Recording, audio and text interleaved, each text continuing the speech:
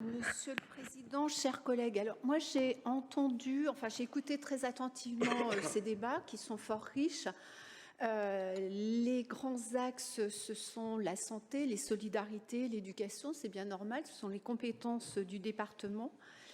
Mais là, je vais rebondir sur ce que vous veniez nous dire par rapport au calendrier qu'on a tous en tête. Effectivement, il y a eu une rencontre au mois de décembre et puis après en janvier, vous l'avez dit vous-même, on va passer à autre chose.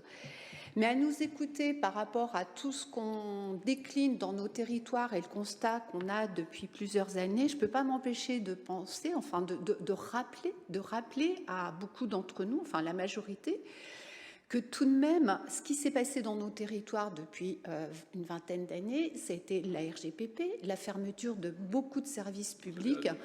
Et ça avait été porté par certains gouvernements lors des débats nationaux. Et j'ai encore en tête, en 2017, un grand thème de campagne où c'était la suppression de 500 000 fonctionnaires. Qu'il faille effectivement rénover la fonction publique au niveau national, au niveau territorial, on est tous d'accord. Après, c'est comment on conduit ça par rapport à ce qui remonte des territoires. Et beaucoup d'entre vous, vous l'avez dit, les gilets jaunes, la crise de l'énergie, ce qui va se passer avec l'adaptation de nos territoires au changement climatique et l'éloignement, le sentiment très fort d'éloignement de nos concitoyens par rapport à la chose publique.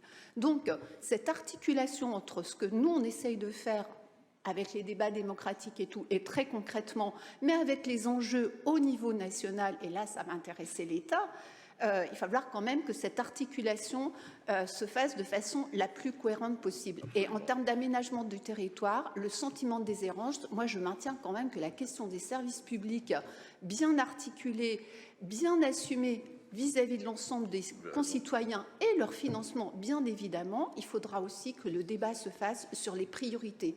Et on revient à ce qui nous intéresse, la question de la santé, la question de l'éducation et la question des solidarités.